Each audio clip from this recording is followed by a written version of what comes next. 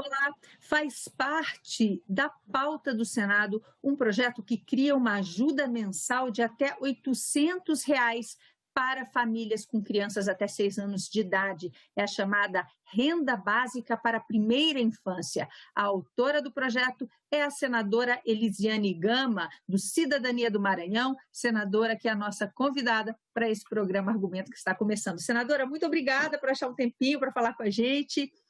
A senhora pode explicar para a gente como é que vai funcionar esse programa uma vez aprovado? Ângela, primeiro, satisfação muito grande estar de volta aqui com você no programa Argumento, discutindo sempre temas importantes para o Brasil. Veja, nós apresentamos essa proposta porque entendemos que o investimento na primeira infância é o primeiro passo para a gente resolver a questão da desigualdade social no Brasil, que, aliás, tem aprofundado mais. A gente tem um aumento da população pobre no Brasil e um aumento da população rica, ou seja, o fosso entre pobres e ricos acabou realmente aumentando nos últimos anos, dados, inclusive, do IBGE. O que é que nós estudamos e entendemos para que a gente possa reduzir esse problema no Brasil? Nós precisamos redirecionar o orçamento para essa população. Então, quando nós criamos um projeto de renda básica que estabelece, por exemplo, um valor de R$ 800 para crianças de até 6 anos de idade, até no máximo 3 membros por família, nós tivemos, na verdade, o objetivo básico de que melhorar a renda dessa família para melhorar a qualidade de vida dessas crianças, ou seja, dar as condições mínimas para que ela possa ter o seu primeiro momento de vida com condições de nutrição muito básica e, ao mesmo tempo, também fazer com que todo ao longo de sua vida posterior possa, na verdade, ter a condição mínima de investimento, por exemplo, na sua área cognitiva, enfim, que acontece exatamente nesse primeiro momento. Então, quando a gente fala disso, se pensa logo. Sim. Desculpa eu lhe perguntar, a senhora falou de até 3 crianças por família. Como é que esse programa interage com o grande programa de distribuição de renda do país, que é o Bolsa Família? As famílias podem acumular essas rendas, acumula por criança? Não, hoje o programa Bolsa Família ele tem um valor muito pequeno, não é, de R$ 41 e vai acumulando, né, independentemente da quantidade do número de crianças. Nesse, o que é que nós colocamos? Nós colocamos até R$ 800 e não é acumulativo, ou seja, a criança que tem já hoje o programa Bolsa Família ela passa a ser substituída, porque o programa Bolsa Família não resolve a situação de pobreza dessa criança. Ela dá um pequeno paliativo, ela continua na situação realmente de extrema pobreza. O que nós estamos fazendo? Nós estamos substituindo essa renda, dando uma renda que dá condições mínimas de sobrevivência e automaticamente ela vai ter uma condição melhor para a sua sobrevivência. Por exemplo, agora, Ângela, nesse período de pandemia, o governo federal, o Congresso aprovou, e foi uma ação do Congresso Nacional que estabeleceu o valor de R$ 600, foi um dos momentos da história brasileira dos últimos anos onde a gente teve a maior redução de pobreza, porque nesse período, R$ 600, a gente aprovou para que pudesse acumular até 2 cotas, né, R$ 1.200, a depender da situação, mãe solteira, enfim, nessa situação, ela, com esse valor, foi o suficiente para que realmente a sua família pudesse ter o provimento básico alimentar. Então, hoje nós estamos fazendo a substituição. O programa Bolsa Família hoje, que tem uma média aí de aproximadamente de 28 a 30 bilhões de reais por ano, o nosso programa ele aumenta para 80 bilhões de reais e faz um atendimento pleno, porque uma família poderá até ter R$ 2.200 para realmente dar o sustento básico dessas crianças. E aí você pergunta, não é o volume financeiro, de onde veio? Porque você precisa dar as condições, e aliás o governo federal sempre tem argumentado de que ele tem vetado muitos projetos porque não há uma fonte. E aí nós apresentamos, então, a fonte. Nós temos, desde a Constituição Federal, você falava comigo em off, né, da Constituição, de que nós temos um imposto que é estabelecido, que é o Grandes Fortunas, mas que de lá para cá, ao contrário de todos os demais impostos que vinham preconizados na Constituição Federal, este não foi regulamentado. Então, nós pedimos hoje a regulamentação. Nessa regulamentação dos grandes fortunas, nós estabelecemos uma alíquota de 4% e nós estabelecemos também apenas para 0,1% da população, ou seja, um volume de pessoas extremamente ricas, bilionárias até, que tem um patrimônio aí numa somatória de até R$ 1 trilhão.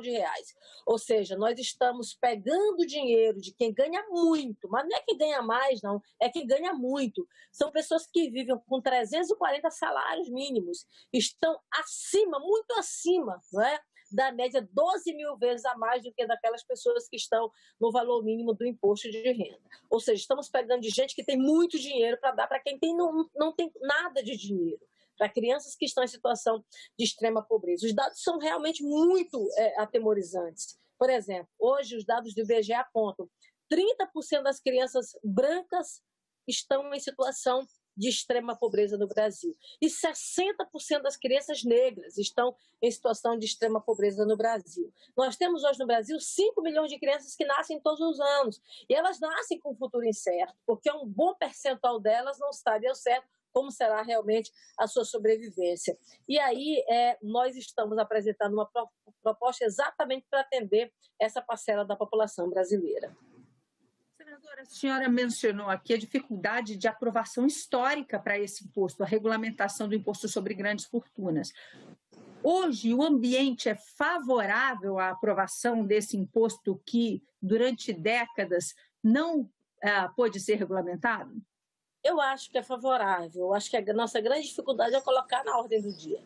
Eu não tenho nenhuma dúvida, Ângela, que se o projeto for colocado na ordem do dia, ele vai ser aprovado pelo plenário do Senado. Eu acho que o Senado tem tido grande sensibilidade com questões dessa natureza e eu sei o quanto isso é importante para o Brasil. É uma luta que eu adotei na minha vida. Eu sempre digo, Ângela, porque eu sou uma pessoa, uma sobrevivente, na verdade. Eu poderia ter morrido de dor de barriga, porque eu nasci numa situação de extrema pobreza, né? Nasci numa casa de taipa, não tinha energia elétrica na minha casa. Eu, na verdade, consegui entrar na universidade com 17 anos de idade, hoje eu sou senadora, tenho 43 anos de idade, mas eu sou fruto, na verdade, de uma sorte, não é? De uma graça de Deus na minha vida. Mas nós temos milhões de brasileiros e crianças que não conseguem sobreviver. Eu tive primos meus que vieram a falecer, amigos meus de infância que vieram a falecer. Por quê? Porque não tem um mínimo para sobrevivência.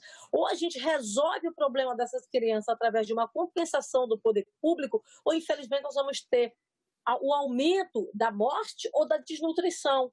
Por quê? Porque se a criança ela não é bem nutrida nos primeiros anos de vida, ela cresce sem condições mínimas, por exemplo, de intelectualidade. Por quê? Porque ela não consegue ter o aprendizado suficiente, ela não teve as condições físicas mínimas, elementares, para que realmente ela pudesse sobreviver e competir, não é? De uma forma mínima, não digo nem de igual para igual, mas pelo menos tentar competir nesse mundo que nós estamos vivenciando. Ou a gente tem a compreensão da situação dessas crianças, ou infelizmente nós vamos acompanhar o que a gente tem acompanhado ultimamente, não é? O aumento da situação realmente de pobreza no Brasil. Mas eu acredito que hoje é uma sensibilidade do parlamento brasileiro. Este momento é um momento onde esse problema está muito mais à tona. Se você, por exemplo, abrir as redes sociais hoje, a questão da taxação das grandes fortunas é uma ansiedade popular.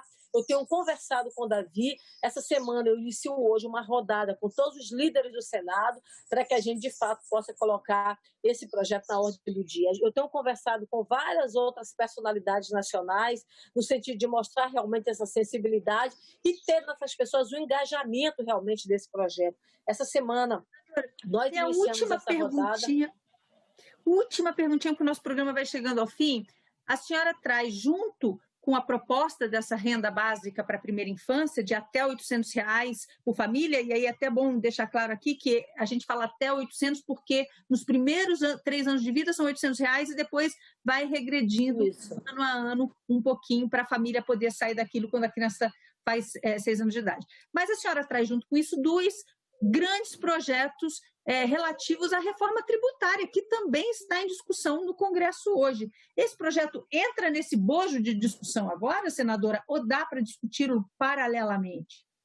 Olha, nós vamos discutir paralelamente, mas parte do projeto está na reforma tributária. Por exemplo, a gente fala de taxação de grandes fortunas, mas também a gente está falando sobre taxação sobre lucros e dividendos, ou seja, as pessoas que estão operando no mercado financeiro hoje, elas estão fora, não estão isentas do ponto de vista fiscal. Então, nós também atuamos nessa área, no projeto. Por exemplo, a Unafisco apresenta um volume da ordem de 46 bilhões de reais que poderá ser arrecadado a partir da taxação de lucros e dividendos. Então, nós estamos conversando isso, conversando com a sociedade civil também, Ângela. É muito bom que a gente coloque isso.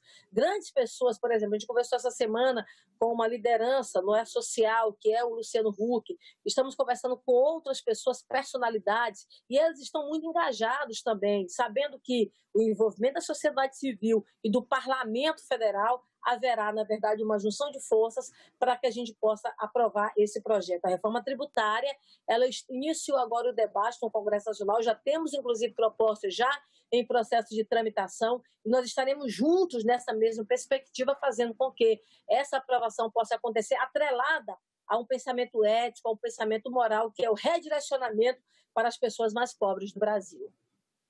Senadora Elisiane, muito obrigada por conversar com a gente aqui no programa Argumento. Nós falamos com a senadora Elisiane Gama, do Cidadania do Maranhão, sobre o programa de renda básica para a primeira infância, projeto dela que está em discussão no Senado. A você que nos acompanha, mais uma vez, muito obrigada por estar com a gente. Tchau, até a próxima.